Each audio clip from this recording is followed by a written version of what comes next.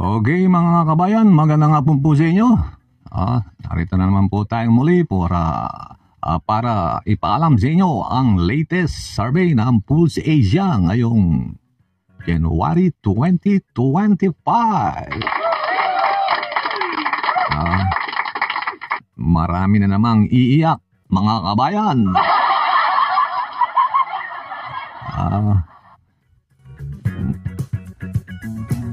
Marami na namang sasakit ang damdamin. Yung mga buzzer. Sasakit na naman yung kalooban nito, mga buzzer. Ito po ang latest survey ng Pulse Asia. Ito po ay ginanap noong January 18 to January 25. January 18 to 25, 2025 po mga kababayan. Siyempre, number 1 pa rin po alam nyo na, si Erwin Tulfo mga kabayan. Nakakuha po ito ng 62.8% po ang nakuha ni Idol Erwin Tulfo. Ay, yak na naman itong mga broadcaster na nainggit kay Erwin Tulfo mga kababayan. Yung mga umihila sa kanya pababa mga kababayan. Mag-public service kasi kayo. Mag-serbisyo kayo ng libre. Lalo na yung abogadang babaeng broadcaster na naging vlogger. Mag-serbisyo ka ng libre para malakas ka sa masa. Okay, ang sumunod po ay ang number 2 po ay si Senator Bongo. Matibay talaga si Senator Bongo. Diba po mga kabayan? Hindi magiba-giba si Mr. Malazakit. Nakakawa po siyang 50.4% mga kababayan. Matibay talaga si Mr. Malasakit. Marcoleta, tumikit ka na tumikit kay Bongo para tumaas yung rating mo. Pangatlo po ito na naman po siya, si Eat Bulaga. Alam niyo na, alala niya, si mula hapari hanggang hulo. Yun po si Mr. Eat Bulaga, Tito Soto mga kababayan. Siyempre, ang pangapat po yung utol ni Erwin Tulfo, si Bitag. Si Mr. Public Service, Ben Tulfo mga kabayan. Yung mga baser ng mga Tulfo, yak na naman ngayon. Bakit ba ayaw nyo sa mga Tulfo? Wala namang ginawang masama sa inyo. Yan yung gusto nyo ilagay. Philip Salvador, Marcoleta, yung ba gusto nyo? Yung mga padapa. Number 5 po si Senator Pia Cayetano mga kabayan.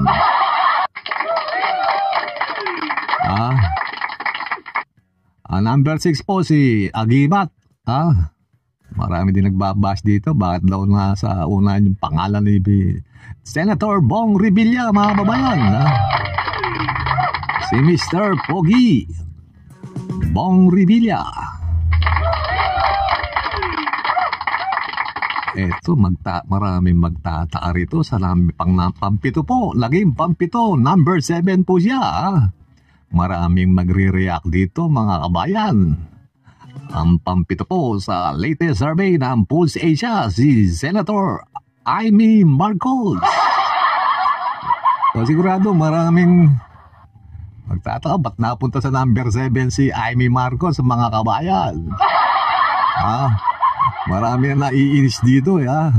Baka hindi lumusot to mga kabayan. Ito po, pang number 8 si Ping, ping, ping, ping, ping. Si Kuratong Paleleng. Ping Lacson. O, si dating Senator Ping Lacson po. Number 8 po siya.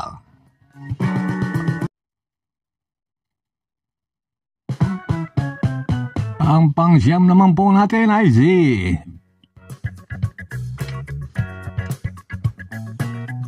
bigyan ng jacket dyan, si Willie Revillame, mga kabayan. Number 9, si Wawawin. Maraming, parang nag-iba na, yung sa SWS, saka dito sa Pulse Asia, parang pagdating sa ilalim, nagkakaiba, mga kabayan, Nagkakaiba na.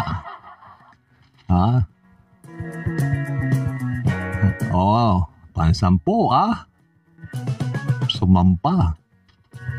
Si yung mainitin ng ulo. Puro tapang. Pati yung na-stroke na nakakibit yung panga, gustong sapakin para daw pumantay si Senator Bato, mga kababayan. Pang number 10 po si Mr. Puncher. Pansampu ngayon si Senator Bato, mga kababayan. Pansampu, mahabol, ito po, pang number 11. Marami din magtataas ang kilay dito, mga kababayan. Abby Binay po, yung dating mayor ng Makati. Pang number 11 po. Tapos ito pong pang number 12 po si, siyempre, pambansang kamao, Manny Pacquiao. O ba si Manny Pacquiao, maraming magtataka rito, ba't pagdating sa ibaba ngayon, nag-iba, di magkatugma. Ito po, magtataka pa na may mga kababayan natin dito. Number 13, Camille Villar. Mga kababayan, pang number 13 si Camille Villar. Ito, yung pang 14 po, si Supremo Batang Quiapo, Senator Lito Lapid, mga kababayan, napunta po sa pang 14. Hindi na po sinama yung 15 kasi hindi naman siguro papasok yung pang 15 tsaka hanggang pang 24, 23. Alam niyo naman kung sino nasa pang 24, di po ba? Hindi naman kung sino nandun, malamang si Marcoleta nandun sa number 24. Magrireklamo na naman po yan, sigurado. Sasabihin, hindi naman daw sinabi ang pangalan niya. Di ba natin yun nung TRICOM nagkaroon ng hearing doon sa mga vloggers na gumagawa ng fake news, unang-unang rumatsyada tong si Marcoleta, mga kababayan. Nagreklamo yung tinatanong niya yung mga sinama sa survey, hindi naman daw makilala yung mga pangalan. Siya wala yung pangalan niya. Pero nilagay daw sa pang number 36 daw siya. Kasi reklamo itong No West Philippine Sea na to, mga kababayan. Naggawa pala, naglibot pa apo niya. Hinayupak na yan. Nasaan yung mga padapa? Magagalit yung mga DTS dito. Dalawa lang nakapasok. Si Senator Bongo, saka si Senator Bato de la Rosa. Nasa yung sinasabi niyong malalakas na padapa, PDP laban niyo, mga kababayan. Magagalit na yung mga DDS ito. Sigurado sabihin, mind conditioning. Lalo. Iyakan na naman yung mga DDS vloggers, lalo na yung kalbo, tsaka yung tatlo to, mga kababayan. Laging banat ng fake news tong hinayupak na to, Ah, ang dami ng kinakampihan niyang politiko, nagkakakon na yung utak niya, ma-under pa kaya?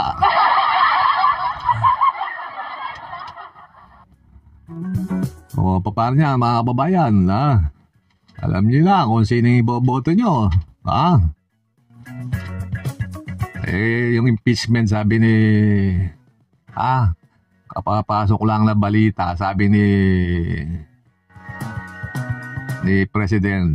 ang presidente ng Senado na si Chis Escudero, mga babayan, sa 28th Congress na raw po sisimulan itong impeachment ng topakin nating VP Sara Duterte.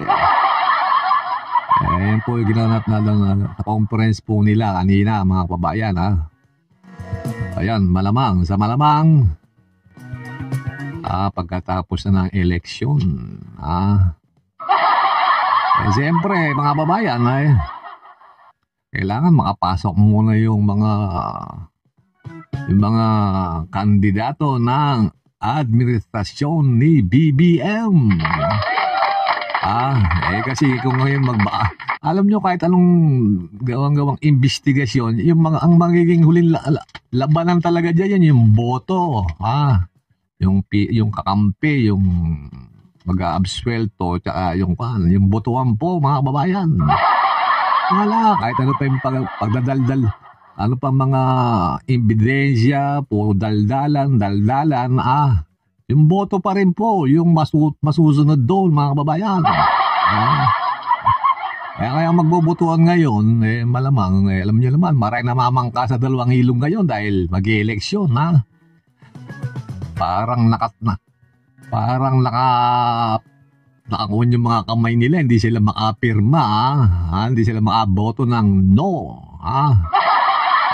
siyempre, nakaunawa naman po natin, mag-eleksyon, kailangan po nila ng boto. Kailangan nilang boto, Itong mga senador na tumatakbo, marami pang tumatakbo. Kaya, alam mo naman yung isip ng mga, lalo na si BP Sara, pagka pumirma ka, pagka nararamdamang lamang yung kampi mo kay BBM, yari ka, bubulungan yung mga botante ron sa Mindanao, hindi ka boboto noon.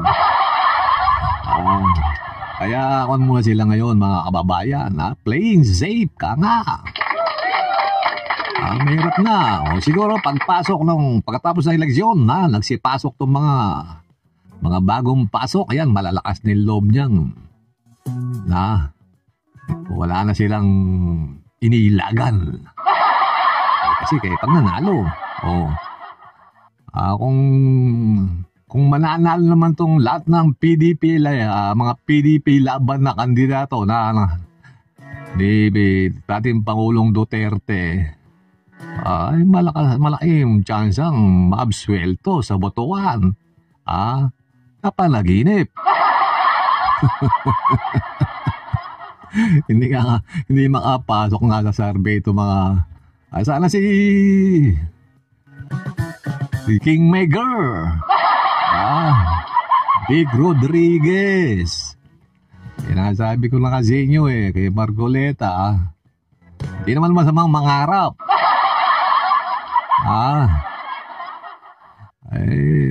Siguro maawa kayong boto, mga 2 milyon megit. Si Marcoleta, 4 na milyon. Palagay mo na, 5 milyon Yung kailangan na boto para siguradong panalo ka, 16 milyon.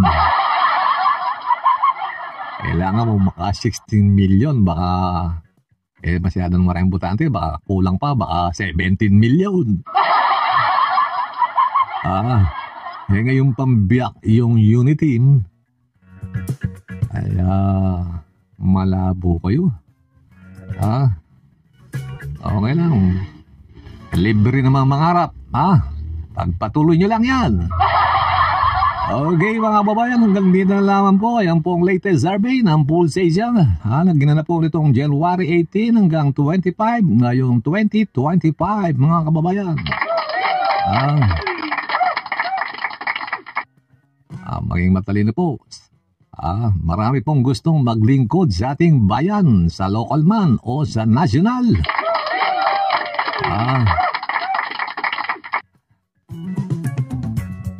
Pag kami namimigay, tanggapin nyo.